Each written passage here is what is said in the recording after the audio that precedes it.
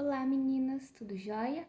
Hoje nós vamos dar sequência, para os sistemas e hoje nós vamos falar um pouquinho sobre o sistema digestivo e o sistema muscular, tá? Então, o sistema digestivo, ele vai se tratar então do trato digestório e os órgãos anexos que constituem o sistema digestório. O trato digestório é um tubo oco que se estende da cavidade bucal até o ânus, sendo também chamado de canal alimentar ou trato gastrointestinal. Então, como está ali na imagem, começa lá na boca, vai indo, pelo esôfago, estômago, e claro, tem uma junção muito grande de vários órgãos para que esse sistema digestivo funcione, Então, basicamente, ele, claro, vai passar, por esses locais, e intestino grosso, intestino delgado, até sair pelo ânus, Mas a gente precisa das glândulas salivares, O processo digestivo acontece lá dentro da nossa boca, começa, com as glândulas, a nossa saliva já faz quebras, Então, tudo acontece em cada momento, em cada local tem um porquê e ela tem uma ação. As estruturas, do trato digestório incluem a boca, faringe, o esôfago, o estômago, o intestino delgado, o intestino grosso, o reto e o ânus. Então, aqui tá, de novo, bem exposto o nosso esqueminha, de onde começa, até a saída do bolo fecal. Após uma refeição, os nutrientes presentes nos alimentos devem chegar às células. No entanto, a maioria deles não as atinge diretamente. Precisam ser transformadas para então nutrir o corpo. Ou seja, a gente comeu uma salada, comeu um arroz, um feijão, não é o alimento inteiro que vai chegar às nossas células, São os nutrientes que vão ser quebrados desde a boca, com a mastigação, acontece uma quebra, Com a saliva vai acontecer outra quebra e assim sucessivamente. Isso porque as células só conseguem absorver nutrientes simples e esse processo de simplificação recebe o nome de digestão. As enzimas digestoras, no nosso corpo, produzem vários tipos de enzimas digestoras, então a gente vai ver essas enzimas. Cada tipo de enzima é capaz de digerir somente determinada espécie de molécula presente nos alimentos. Assim, as amilases, têm ação, então, com as enzimas que atuam somente sobre o amido. As proteases agem em cima das proteínas, as lipases sobre os lipídios e assim por diante, Então, os glicídios, vão agir sobre cada um com o seu nome vai, trazer o que ela vai quebrar, A maltase, o amido e assim sucessivamente. Eles precisam ter as quebras para então a gente ter o proveito dessas enzimas. Há substâncias, que nenhuma enzima humana é capaz de digerir, e uma delas é a celulose, que participa da formação da parede das células vegetais. Como a celulose é uma célula grande demais para ser absorvida, então ela não é digerida e eliminada nas fezes. Então, algumas substâncias que o nosso corpo não vai conseguir digerir, ou seja, a gente não vai aproveitar ela. Por mais que a gente tente quebrar, o organismo não consegue quebrar o suficiente para que essa molécula seja aproveitada pelo organismo, então ela vai ser eliminada. E uma delas é a celulose. Tubo digestores. O tubo digestor é composto pelos seguintes órgãos: a boca, a faringe, o esôfago, o estômago, o intestino delgado e o intestino grosso. Então, eles são tubos, Eles têm formatos de tubo. Então, são tubos digestores e eles são compostos por esses órgãos. A boca é a primeira estrutura do sistema digestor. Então, experimente abrir a sua boca. A abertura que se forma entre o lábio superior e o lábio inferior chama-se fenda bucal. Ela serve como a comunicação do tubo digestor com o meio externo e é por ela que entram os alimentos. Então, essa fenda que a gente tem, é por aí que vai entrar os nossos alimentos, Então, ali no esquemazinho também tá, o alimento, a saliva, a ação química que a saliva faz para quebrar esses nutrientes. Dente e língua é ação mecânica. A mastigação, então, né, o ato da gente jogar para um lado, para o outro, esse bolo alimentar, é para de fato ir quebrando, para de fato tanto a ação química quanto a ação mecânica acontecerem. O céu da boca é também chamado de véu palatino ou palato duro. Então, esqueçam o céu da boca, palato duro. Mais para o fundo está, entre aspas, né, a campainha ou a úvula palatina, tá? Então, decorem esses novos nomes que nós vamos usar muito, a úvula palatina. A boca, também referida como cavidade oral ou cavidade bucal, é formada pelas bochechas, que formam as paredes laterais da face e são constituídas extremamente por pele e internamente por mucosa.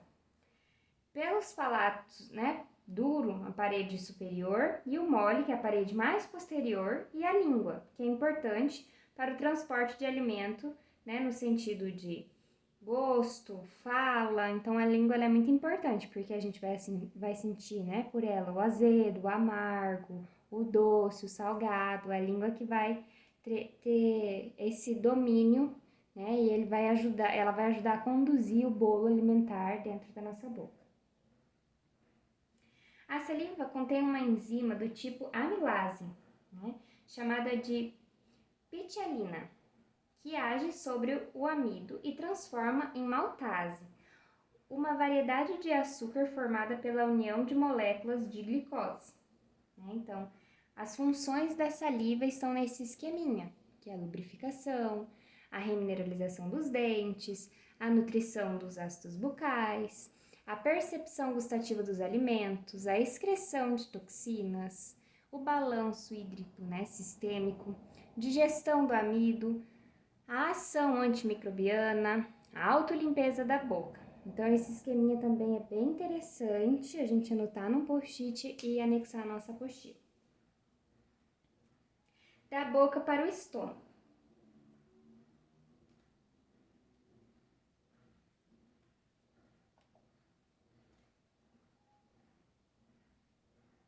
A deglutição é o processo pelo qual os alimentos passam da boca para o esôfago, através da faringe.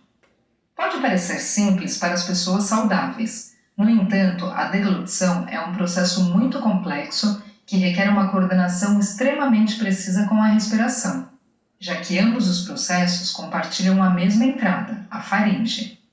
Falha nessa coordenação resultaria em asfixia ou aspiração pulmonar. A deglutição envolve mais de 20 músculos da boca, garganta e esôfago, que são controlados por diversas áreas corticais no cérebro e pelo centro da deglutição, localizado no tronco cerebral. O encéfalo se comunica com os músculos através de vários nervos cranianos. A deglutição consiste em 3 fases. Fase oral ou bucal. Esta é a parte voluntária da deglutição. A comida é umedecida com a saliva e mastigada, formando o bolo alimentar, que é empurrado pela língua para a parte posterior da garganta, a faringe. Este processo está sob controle neural de várias áreas do córtex cerebral, incluindo o córtex motor. A fase faríngea começa com a estimulação dos receptores táteis na orofaringe pelo bolo alimentar. O reflexo da deglutição é iniciado e está sob controle neuromuscular involuntário. As seguintes ações ocorrem para assegurar a passagem de comida ou bebida para o esôfago. A língua bloqueia a cavidade oral para evitar que a comida retorne para a boca. O palato mole bloqueia a entrada para a cavidade nasal. As pregas vocais se fecham para proteger as vias aéreas. A laringe é puxada para cima e ocorre a inclinação da epiglote, fechando a entrada da traqueia. Esta é a etapa mais importante, pois a passagem de alimentos para os pulmões pode ser potencialmente fatal. O esfíncter superior do esôfago se abre para permitir a passagem para o esôfago. Fase esofágica. O bolo alimentar é impulsionado para o esôfago pelos movimentos peristálticos, que são ondas de contração muscular que empurram o bolo alimentar para frente. A laringe se move para baixo, retornando à posição inicial. Esse videozinho é muito interessante a gente assistir de novo e de novo, porque ele explica bem certinho o processo da deglutição, tá? Após a mastigação e a salivação, forma-se o chamado bolo alimentar, que é deglutido. Após o ato de engolir, o bolo alimentar passa pela faringe e chega ao esôfago. Então, todo esse processo explicou lá no videozinho, né? Então, se a gente pegar o videozinho e fazer um esquema através dele, é muito interessante. Aqui na imagem dá para ver também bem certinho esse esquema, se vocês quiserem copiar essa imagem, né? Tá lá o bolo alimentar na boca, aí todo o processo, né, de que a epiglote se fecha para que a passagem não vá, né, para os pulmões, o palato mole que se fecha para não ir para a cavidade nasal. Então, todo esse processo a gente pode fazer esquematizar ele no nosso caderno, nossa apostila, para a gente conseguir guardar. A faringe, ela se comunica com a boca, com as cavidades nasais, com a laringe e com o esôfago. Quando o alimento chega à faringe, os músculos de sua parede se contraem e empurram o alimento para o esôfago. Quando o alimento chega à faringe, os músculos de sua parede se contraem e empurram o alimento para o esôfago. Na região entre a boca e a faringe, encontram-se as tonsilas palatinas, né, as amígdalas. Direita e esquerda são órgãos de defesa do corpo, então ficam bem próximas ali. Essa terceira imagem é interessante, o movimento peristáltico que a gente acabou de aprender ali, né? Olha lá na terceira imagem, é como se fosse fechando, é como se ele fosse abrisse num espacinho, fechasse em outro para empurrar até esse bolo chegar até o estômago. O esôfago é um tubo fibro-músculo mucoso que se estende entre a faringe e o estômago. Se localiza posteriormente à traqueia, começando na altura da sétima vértebra cervical, perfura o diafragma pela abertura chamada hiato esofágico e termina na parte superior do estômago, né? Então, aí na imagem dá para ver que o diafragma tá ali, né, indo de um lado para o outro, esse cinza, e aí o tubo vai indo, né, porque o estômago não tá lá junto com os órgãos nobres, né, com o pulmão e o coração, ele tá abaixo do diafragma, então para que chegue até lá, né, o esôfago adentra, então, né, ele transpassa, né, do diafragma para conseguir chegar no estômago. Mede cerca de 25 centímetros de comprimento em sua parede superior. Ele se comunica com a faringe em sua parte inferior, comunica-se com o estômago. Então, aqui na imagem a gente consegue ver bem certinho ali, ó, entre os pulmões ele passa, né? Ali tá o diafragma e aí o estômago tá logo abaixo. Por movimentos peristálticos, o esôfago empurra o alimento para o estômago. Então, o movimento peristáltico é esse aqui da terceira imagem, ó. Ele vai afunilando e vai abrindo até o bolo e passando. Aqui, os movimentos peristálticos. A deglutição é um movimento involuntário, isso é, executamos conscientemente o ato de engolir. A partir daí, os movimentos peristálticos conduzem o bolo alimentar até o tubo digestor. Então, olha lá, a primeira imagem está mostrando a contração e a liberação ali para o alimento passar. O alimento passou, tem a contração e o relaxamento. Contração e relaxamento, para esse bolo ir passando. Esse é um movimento que a gente já não controla, né? É o nosso cérebro que já comanda os movimentos peristálticos.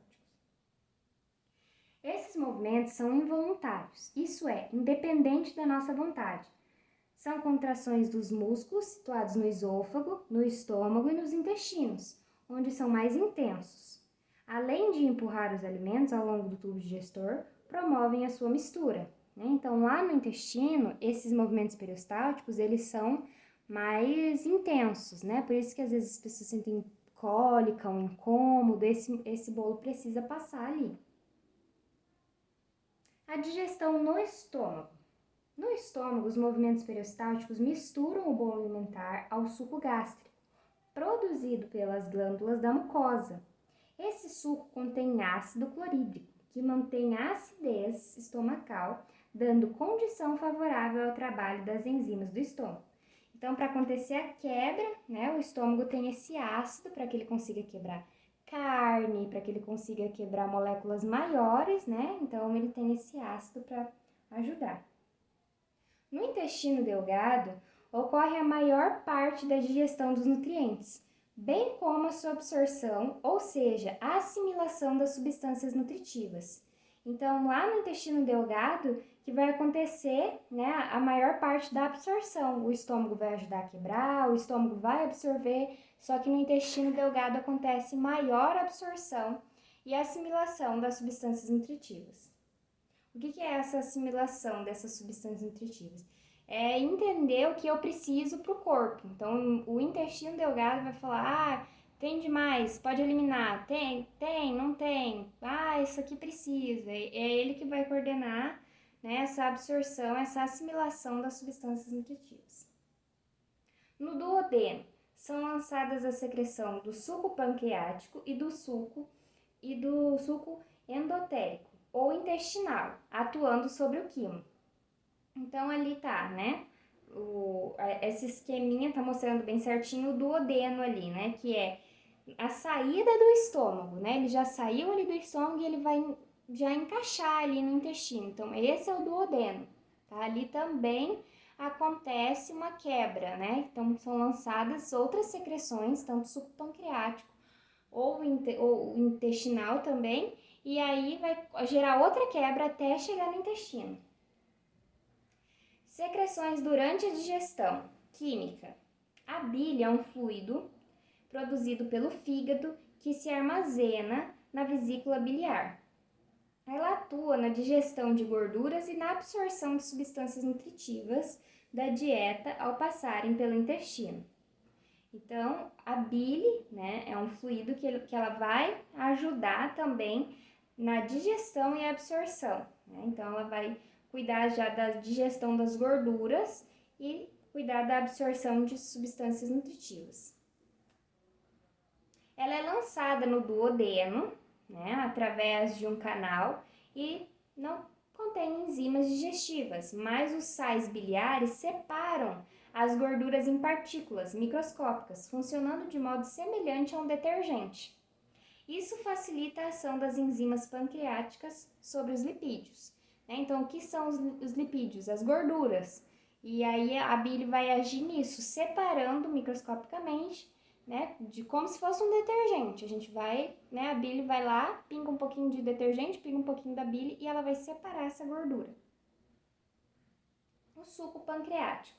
O suco pancreático é um líquido produzido pelo pâncreas e de grande importância na digestão de proteínas, carboidratos, triglicerídeos, ácidos nucleicos. Então, o suco pancreático, que vai estar lá no duodeno que a gente viu, também tem uma ação, né? Então, ele vai ser produzido aí pelo pâncreas e vai ajudar na digestão de proteínas, carboidratos. Então, cada um tem uma função. O suco pancreático é claro e incolor. É composto basicamente por água, enzimas e sais minerais e bicarbonato de sódio.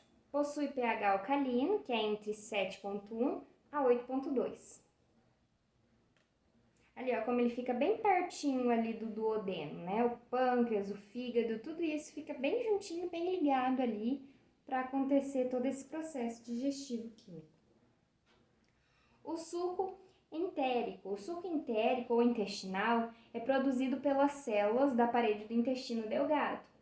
Em sua composição, existe muco e enzimas que deverão complementar a digestão dos alimentos. Então, ali tem um esquemazinho ali embaixo, né, tem uma foto do pâncreas em microscópio, né, uma lâmina. Então, é secretado pelo epitélio glandular do intestino delgado, o pH é entre 6,5 e 7,5. O muco é uma proteção do epitélio, né? E as enzimas, daí que ele pode, né, ajudar a quebrar, entre elas que a gente conhece muito, a lipase, a amilase, a maltase, a lactase, açucarase. Destino dos alimentos. O quilo, produto da digestão, é composto pelos nutrientes transformados em moléculas muito pequenas, mais as vitaminas e sais minerais. Então, o quilo é o produto final da digestão, né? Este, então, vai atravessar a parede intestinal e cai na corrente sanguínea. Então, tudo que a gente precisar, né? Óbvio que o bolo vai ficar lá dentro, né? Mas os nutrientes que a gente precisa atravessam a parede intestinal, tá? Não é o alimento que atravessa essa parede intestinal, mas sim os nutrientes, tá? Essa absorção é aumentada pela viscosidade do intestino. As substâncias que formam o quilo podem ser absorvidas pelo organismo, isto é, atravessam as células do intestino por meio da viscosidade do intestino delgado. Após a digestão no intestino delgado, o que resta do quilo chega ao intestino grosso. Ele absorve, né, a água e os sais minerais ainda presentes nos resíduos alimentares, levando então para a circulação sanguínea. Então, aqui eu coloquei essa foto porque o quimo é produzido lá no nosso estômago, o quimo, Q-U-I-M-O, quimo, estômago, e quilo lá no intestino. Uma curiosidade, então, qual é o comprimento do intestino? Pelo menos 7,5 metros nos adultos. Metros, não centímetros, metros, ele é bem grande. Se acham que é muito, deem graças a Deus por não serem um cavalo adulto, que tem nada mais nada menos que 27 metros de intestino. Mastigar a comida demora entre 5 a 30 segundos. Engolir demora cerca de 10 segundos.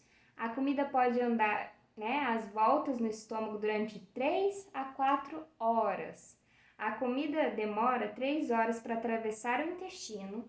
A secagem ou passeio da comida pelo intestino grosso pode demorar entre 18 horas e 2 dias. Durante uma vida, né, o sistema digestivo aguenta mais de 50 toneladas de comida. Sim, 50 toneladas de comida.